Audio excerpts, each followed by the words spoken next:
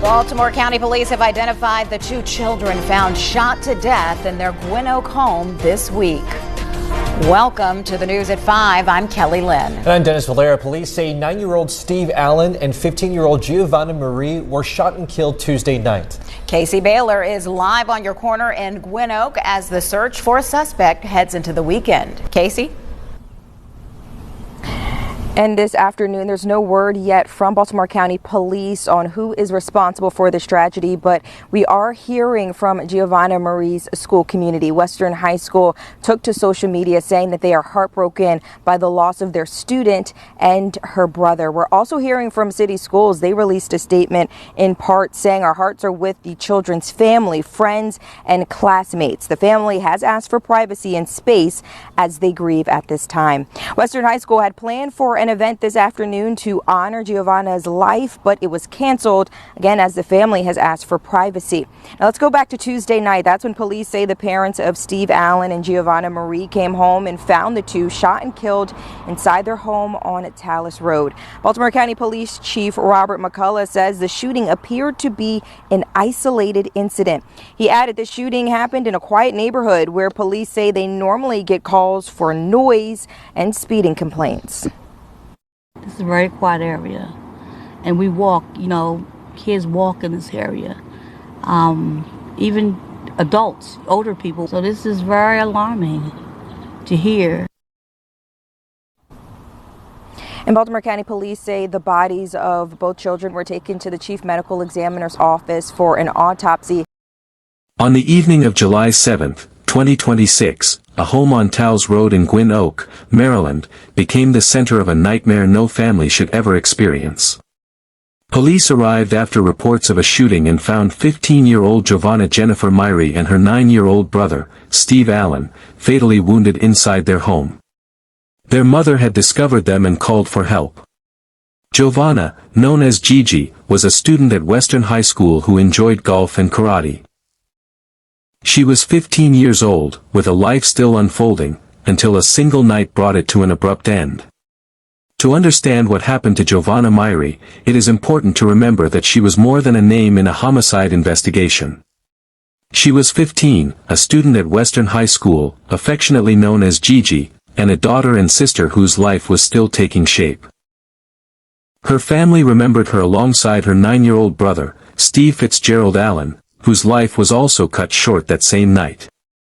But investigators would soon discover that the final days of Giovanna's life contained warning signs. According to charging documents, she had been communicating with 16-year-old Keith James Jr. for several weeks. Their relationship would become central to the investigation.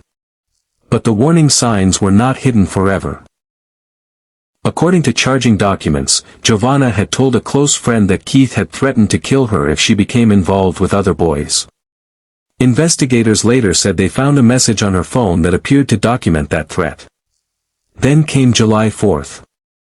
Giovanna and Keith spent time together at her home, and during a FaceTime call with her friend, Keith was allegedly seen holding a handgun. 3 days later, Giovanna told the same friend that Keith was expected to return around 4 p.m. By then, the danger she had reportedly described was no longer just a frightening message. Then came July 7th. According to investigators, Giovanna had told her friend that Keith was expected at the home around 4 p.m. Surveillance footage and cell phone data would later place him in the area around the time investigators believed the killings occurred. Hours later, Giovanna's mother returned home and discovered the horrifying scene. Inside the Tallis Road residence were Giovanna, 15, and her 9-year-old brother, Steve, both fatally wounded by gunfire. What had begun as an investigation into the death of a teenage girl immediately became something even more devastating, the killing of 2 children inside their own home.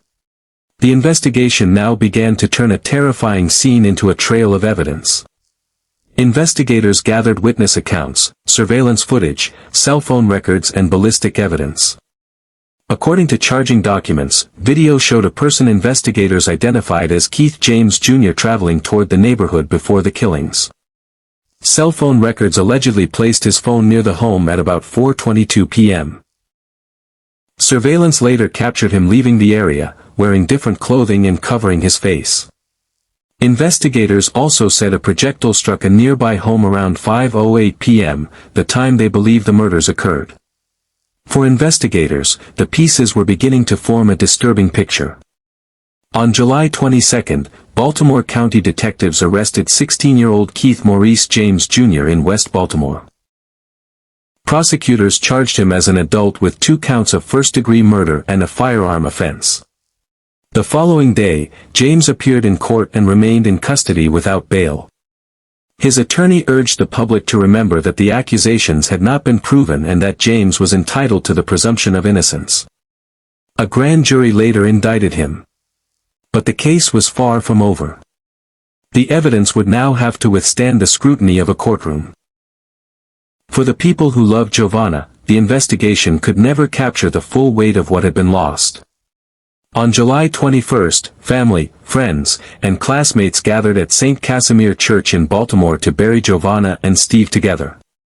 They wore black and yellow, colors chosen in their memory.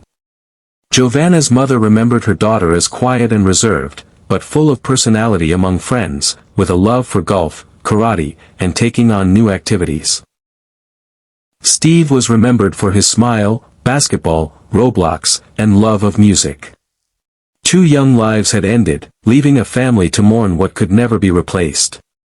But justice had not yet reached its final chapter. Keith Maurice James Jr. remained behind bars after a judge denied bail and refused to move him to a juvenile facility, finding the allegations serious enough to consider him a threat to public safety. Prosecutors charged him as an adult with 2 counts of first-degree murder and a firearms offense. Yet legally, the most important fact remained unchanged: he had been accused, not convicted.